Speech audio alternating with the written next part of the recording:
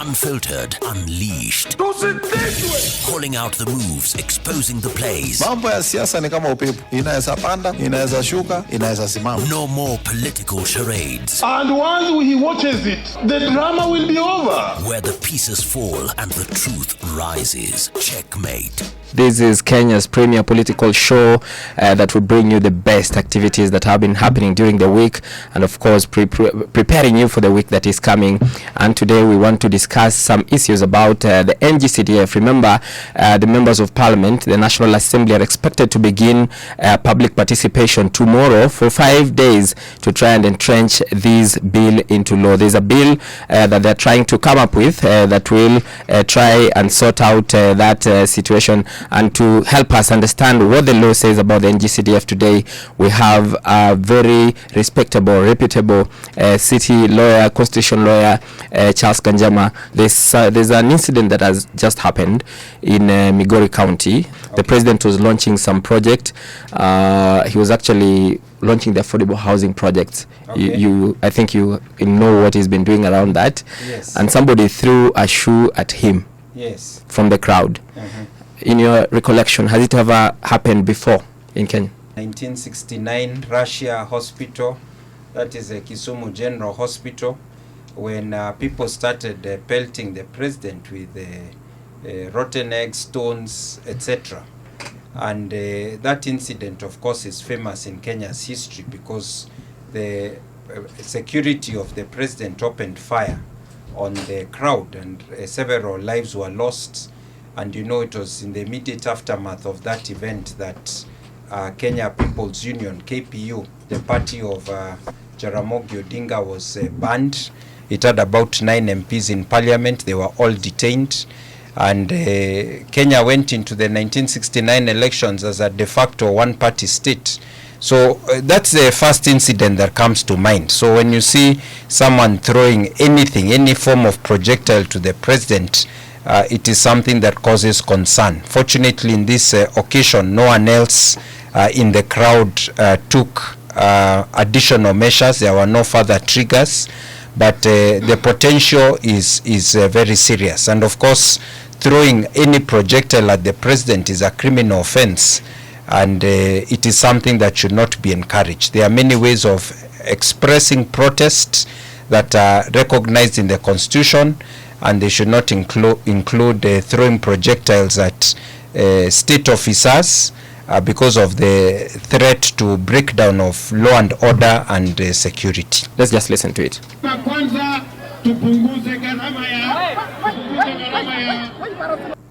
Okay, very short. Let me repeat it again.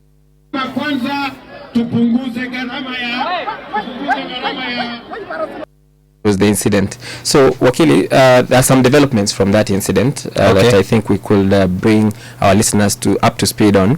Security officers in Kuria West, Migori County, have arrested 3 individuals suspected of throwing an object at President William Ruto on Sunday evening. It was actually a shoe, and the security team has moved in to try and quell that situation. You say it is a criminal offense, but probably it is a way of the people expressing their dissatisfaction probably with the current government. Would you attribute it to that? If you want to shout down the president, you can do it if you feel that you don't like what he's saying. But I think even if you don't like what he's saying, you can manifest it by booing, but in an orderly way. But it should never extend to physical violence. The same way we are very upset when agents apparently at the behest of government abduct Kenyans, engage in illegal activities of threatening Kenyans. We say this is unacceptable. It is a violation of human rights. It should never happen. It should never be countenanced. In the same way, a protest has to be done in an orderly way. It can never be countenanced to have a protest that involves violence, especially against symbols of state security, because the reaction, the potential for breakdown of law and order and the potential reaction of the security agencies will make the situation worse. So it's something that there should be no copycat attempts, in my view. Correct. And actually, for those who've done it, the law should take its course. Correct. Because this is not, we don't see this being done in most advanced democracies. There have been occasions where people have thrown rotten eggs at senior officers of government, but never something that is meant to cause harm. The moment you're causing harm, it's like almost a terrorist act. It's a form of violence that is not allowed. Correct. Let's now get into the crux of the matter, the issues that we want to discuss. Tomorrow, Parliament, the National Assembly, is expected to roll out nationwide public participation in the 290 constituencies, 47 counties, and members of Parliament have been told to get the views from the people. First of all, what do you make of the law that the MPs want to try and bring into action? This is the Constitution of Kenya Amendment Bill of 2025. What do you make of it? Okay, so the first thing is the Supreme Court has already declared the Constituency Development Fund unconstitutional on the basis that it violates the separation of powers between Parliament and the executive.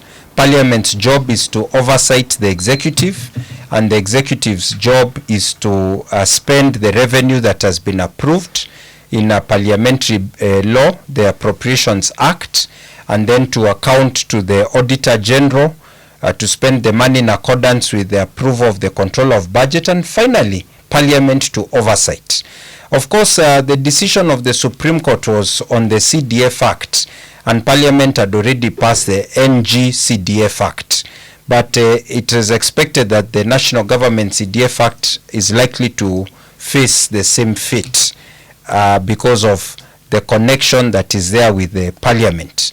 Of course, the drafters of the new act, the NGCDF Act, they tried to implement the concerns of the judiciary, which are concerns about how the Constitution is currently designed, and keep MPs away from the appointment of the CDF committee members. But the reality on the ground is that MPs still play an important role in who becomes a member of the CDF committee. They also tried to deal with the question of the difference between national and devolved government, because under the previous CDF Act, the governors were complaining, why are MPs coming to do development in the counties, and yet county development is under the county government. But the fourth schedule of the Constitution has 14 functions for county government and 35 functions for national government. So in the NGCDF Act, they tried to focus the MP's action on the 35 functions of national government.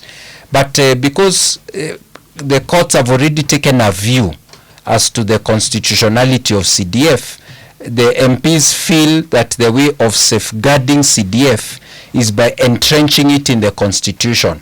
And the Constitution, under its provisions, allows amendment. You can amend the Constitution. And remember, during the BBI cases that went to the courts, the Supreme Court eventually said there is no provision in the Constitution that cannot be amended.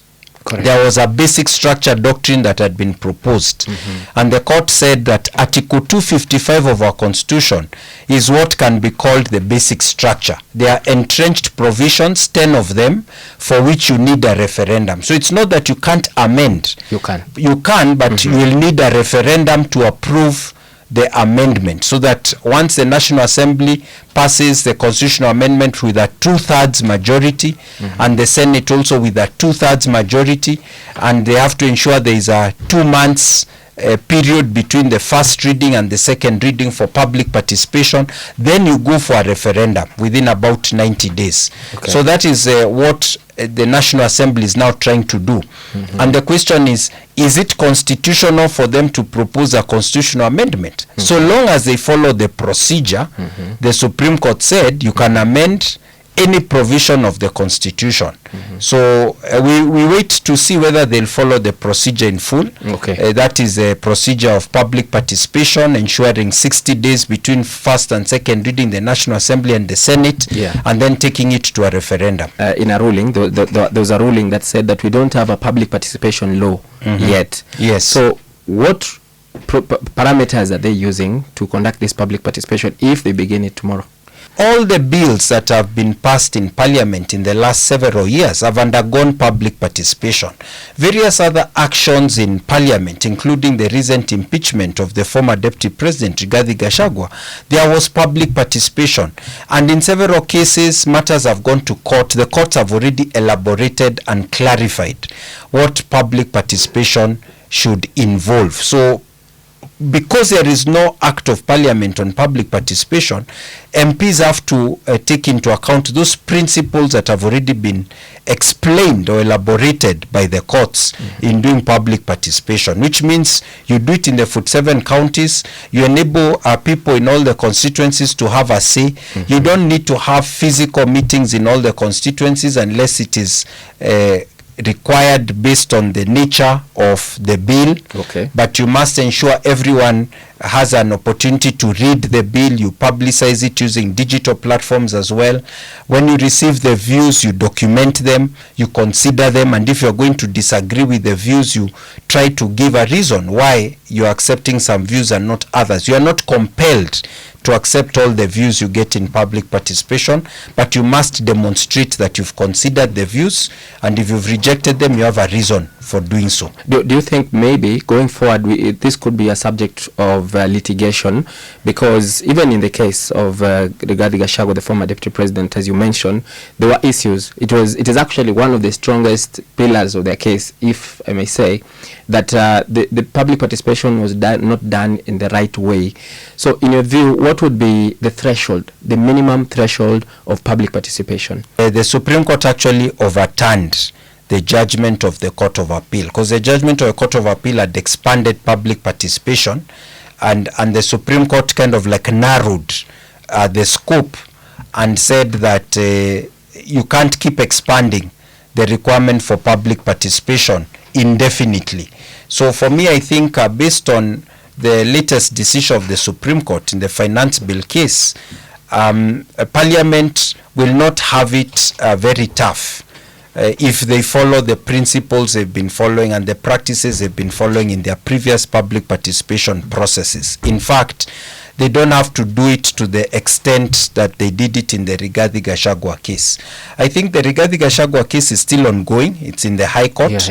And there the challenge is that they were seeking public participation without, in a one-sided way, without giving the views or the responses of Rigathi Gachagua. They were only giving the petition from the petitioner side. From the petitioner side.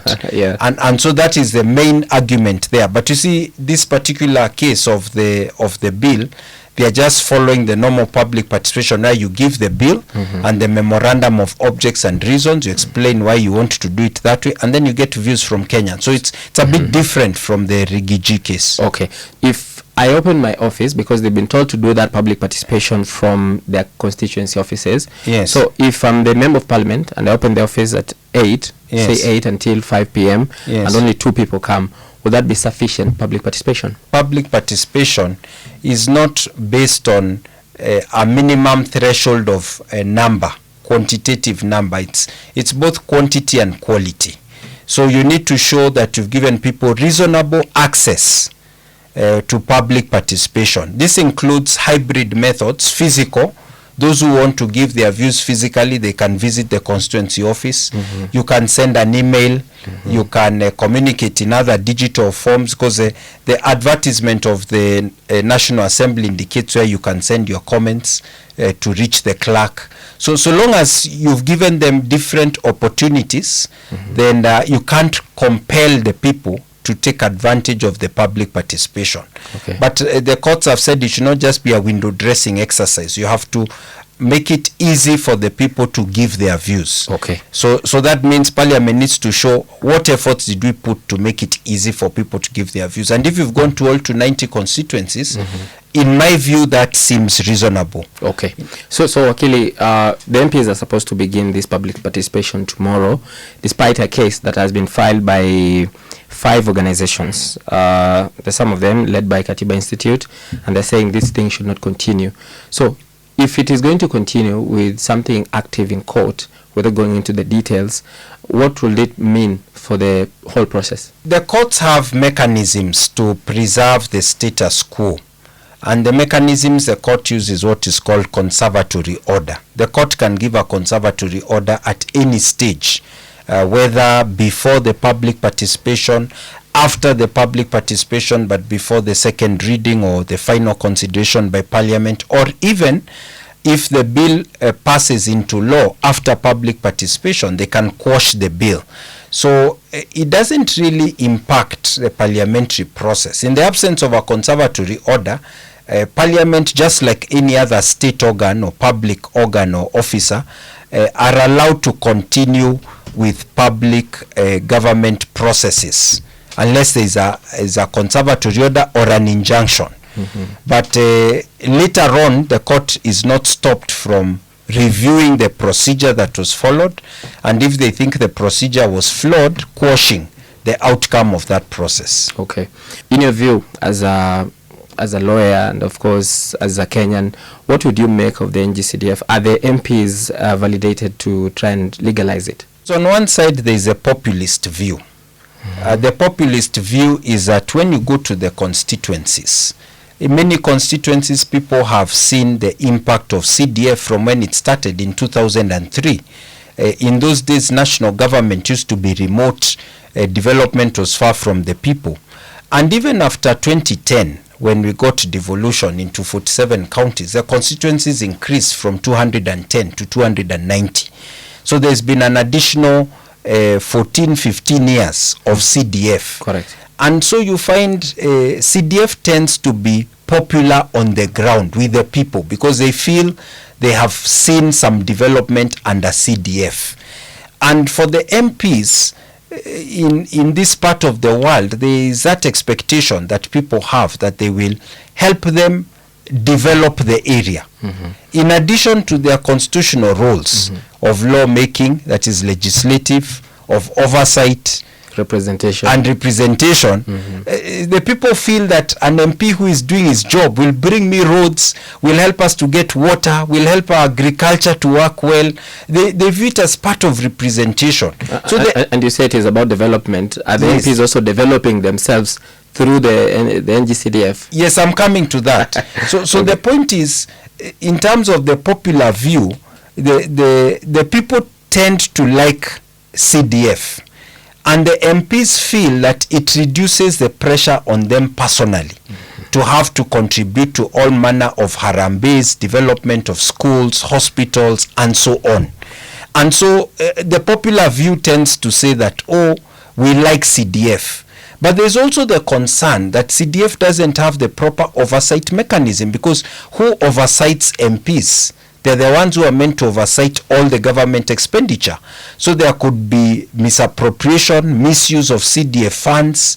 It could interfere with devolution of funds from national to county government. That's why the governors don't like CDF so much, because they think it's an excuse of national government to give them less money, because now it is going to the MPs to do development, and they're kind of like interfering with what the governors are doing. So there is that concern by some civil society organizations, including concerns that the judiciary has articulated in its judgments, that the Constitution does not contemplate Parliament being the one developing on the ground. It's meant to be overseeing the development of national and county government. Correct. So that concern is there, and so it's not easy to say one side is right, one side is wrong.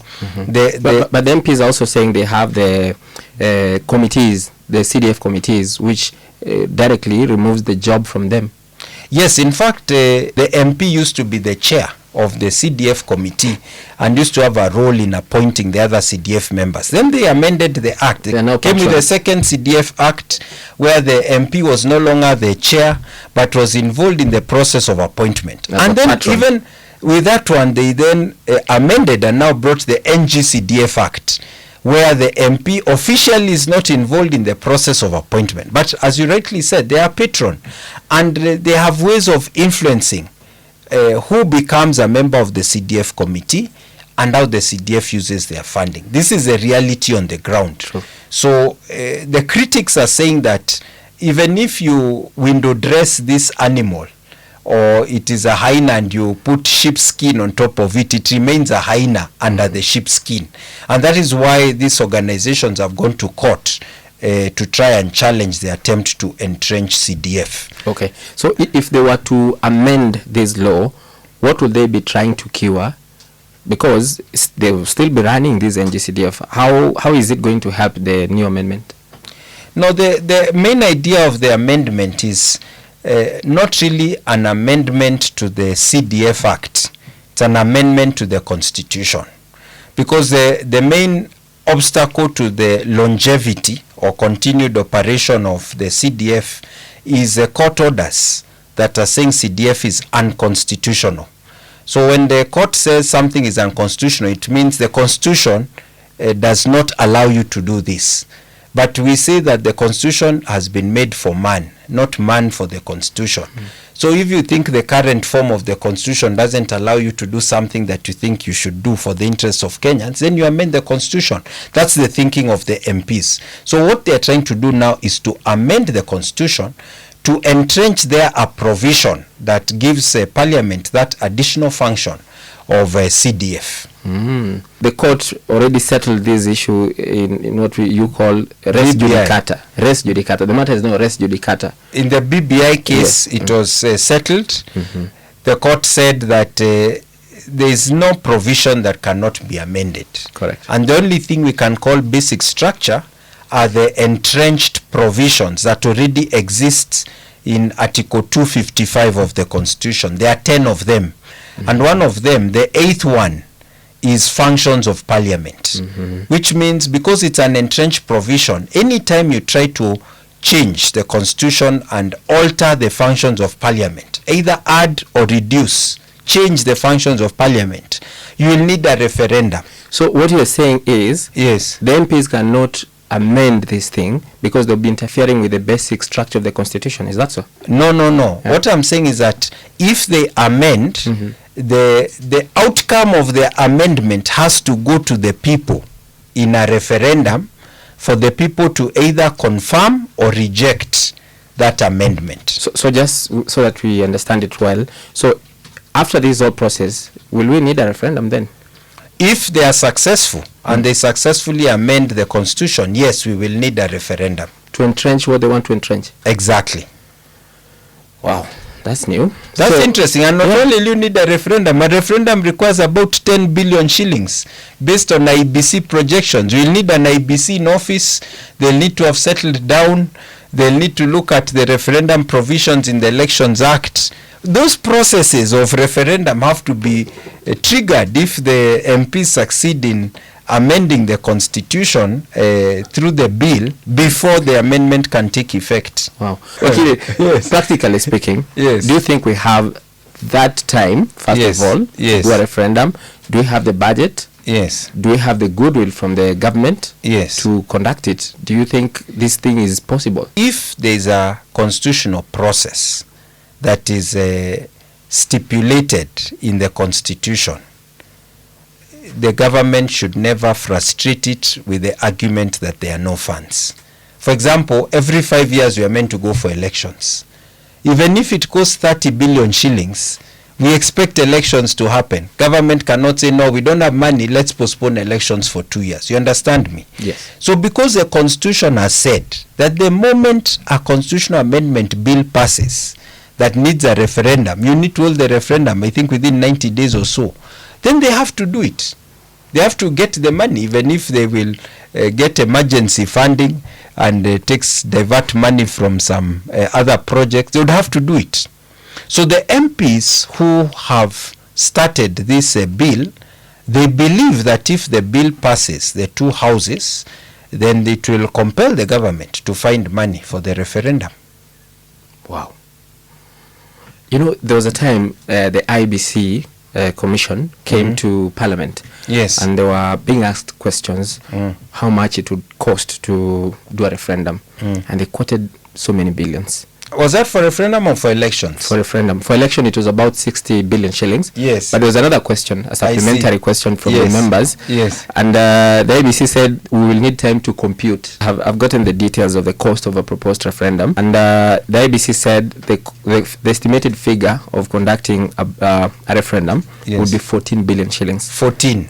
Exactly. So it's within the range I was mentioning. Yes. And that was according to the registered voters then. By 2022, we had about 22 million of them, 22.5 million. Yes. The IBC projects to have, I think, 27 million registered voters in 2027. Yes. And so that cost could go even higher, to almost 20 billion shillings. Yes. So with those facts, Wakili, yes, as a Kenyan, do you think the MPs are just in an exercise in futility? In the 1980s, there were some people who went to court raising constitutional petitions of human rights violations. And there's one or two notorious judges who ruled that because the procedural rules for filing constitutional petitions on fundamental rights and freedoms had not been enacted by the Chief Justice, then they were deprived of a substantive constitutional right. And all of us lawyers are appalled at what happened in the 1980s. So for us lawyers, it's very clear that when there is a constitutional process, you should never argue lack of resources, lack of rules. You should actually facilitate. So even if facilitating it seems challenging, 10 billion, 15 billion, in a country like the United States of America, what has made it easy for them is that they make the referendums align with the election. Okay. So they don't need to have another vote independent just for this purpose.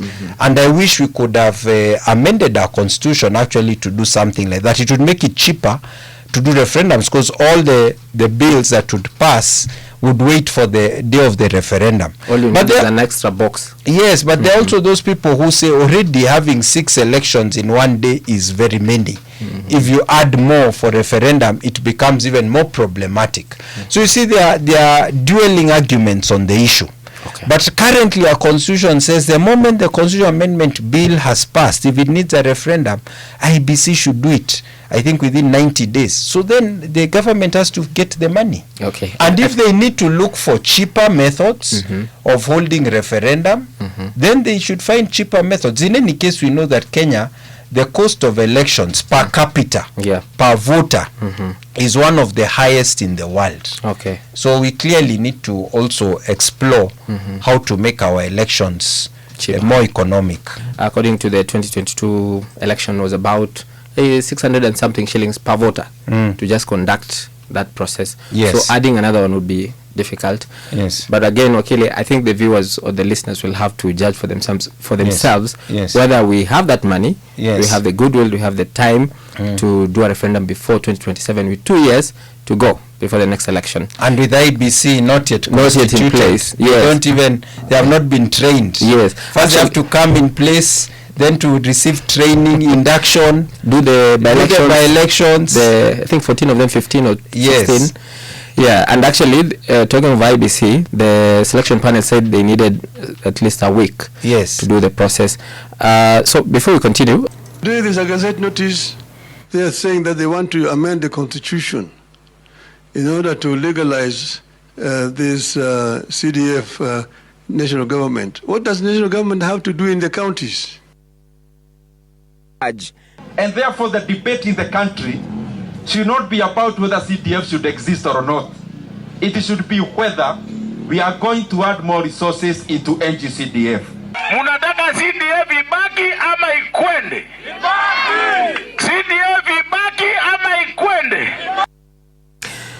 Wakili, the clips we've just heard are the former Prime Minister Raila Odinga saying the MPs have no business with doing with the NGCDF.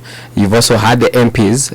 One of them is Ndindi Nyoro, the MP for Keharu, and another member of Parliament for Kitutu, Chache North, trying to explain why this thing should stay. From what you've heard, I've not had any MP oppose the NGCDF, but you've said the process is long and treacherous. Yes. Do you think, in your view, again, Wakili, and right now we want you to be very candid Yes. Yes, because you are a straight shooter. This is the process that is part of the 9 bills that were passed through the NADCO process. Yes. Right now we have a broad-based government, a handshake. Yes. Do you think there's any need or the goodwill to pass this law? What I think, and this is from basic political analysis, is that there is a very large majority sentiment in the National Assembly in favor of CDF. I've talked to several MPs in the past several months, and I know they really support CDF. And I also know that the sentiment on the ground in several parts of the country, there are many people who in the last 20 years have been impacted by CDF. And we say that Wanjiku made the constitution, and the constitution was made for Wanjiku. So I know that if you ask Wanjiku whether she wants CDF to continue or not, Wanjiku may not be a lawyer, she may not understand constitutional principles. She's likely to tell you, tunapenda CDF. She'll tell you, we like county government, and we also like CDF. Why can't we have them? Both. So at other levels, the more elite levels, there is a feeling that CDF is interfering with the work of executive and also interfering with the structure of government, because parliament will be doing something which they are meant to be oversighting. Now they are the ones implementing. There is a feeling that CDF will interfere with county government. But that is the legal argument, the constitutional argument that the courts have articulated. But you have the common person's position, you could say the Wanjiku position, that tends to be simple, but Wanjiku says, I like CDF. So you see, you have those two conflicting strands. Yeah. And at the end of the day, who votes in parliament is the MPs. Who votes in a referendum is Wanjiku. Yeah. So if the CDF issue was to go to Wanjiku, there is a chance that Wanjiku will accept the CDF to be entrenched in the constitution. So that's why I would say that it may appear to be a difficult task because of the cost of referendum, because of the time that is going to take. And we've never amended this constitution of 2010. But I believe that if there was one thing that might result in the first amendment, the constitution, it would be a populist initiative like this one of CDF entrenchment. Wow. And the bill doesn't just end at CDF. The other proposals for National Government Affirmative Action Fund, this should be for the Women Rep, and the Senate Oversight Fund. Do you also share the same views on the two other funds that wants to be established? You see, the two other funds, Wanjiku doesn't know about them. So I don't know whether Wanjiku has any view about those two funds. But I know from the perspective of those who made this draft bill, they were doing it this way to get the support of senators and women reps in the process of voting in parliament. So it is an astute strategy to get it approved in parliament. From the National Assembly, when it goes to Senate, it's also approved. Yes, that is the strategy. And also to get the women reps in the National Assembly to vote for it, so that when if the matter was to then reach the stage of referendum, they go to the ground and persuade Kenyans, all of them speaking the same voice. Because everybody is gaining. Yeah, because everyone is gaining. So definitely there is opportunism involved in the way they've drafted the bill. But in politics, sometimes this opportunism ends up succeeding. Raila Odinga says that that function should be left to the counties. Do you also agree with this sentiment by the former Prime Minister? Initial CDF Act had a problem in that the devolution of development was on both the national government functions and the county government functions. But there have been several decisions of the courts that have clarified that the role of the county government is to work on the 14 functions listed in the 4th schedule that relate to county governments. And the job of national government is to work on the 35 functions also listed in the 4th schedule that belong to national government, which means both national and county government have to go to the grassroots. If national government has functions, they have to take them to every county, to every ward, to every... And that's why they have the National Government Administration Officers Act, the one for Ngao, so that the national government can also go down to the ground. And this is what Article 7 of the Constitution requires. Yeah. That both national government decentralizes its activities. For example, police stations are a national government function. But every county, every ward, every sublocation, they all need police stations. So who's going to build police stations? It could maybe be done even through CDF. You get what I'm saying? Yeah. So at the same time, the county government should also be taking development to the ground. The county governors are concerned that the government has not really done effective financial devolution.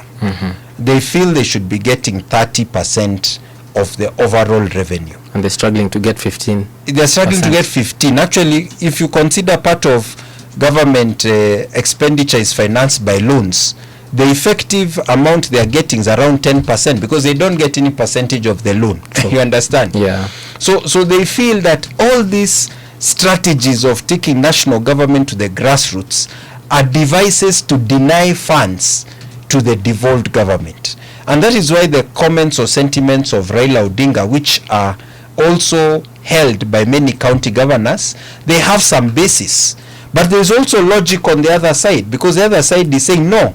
Under NGCDF, we've made it clear it's only the 35 functions of national government that we want to decentralize through the CDF. Okay. What would be your last word and your advice to the members of parliament as they plan to begin this process tomorrow? There is a place in the Bible where it says that nobody who decides to put up a building should start the job before they have counted the cost. They have seen from budgeting whether they have enough money to finish the job. And I would like MPs to maybe reflect on that question. This is a journey that is long, arduous. Do they have the resources, the energy, even the political capital to do it at this point in time? This is what I would ask them to reflect on.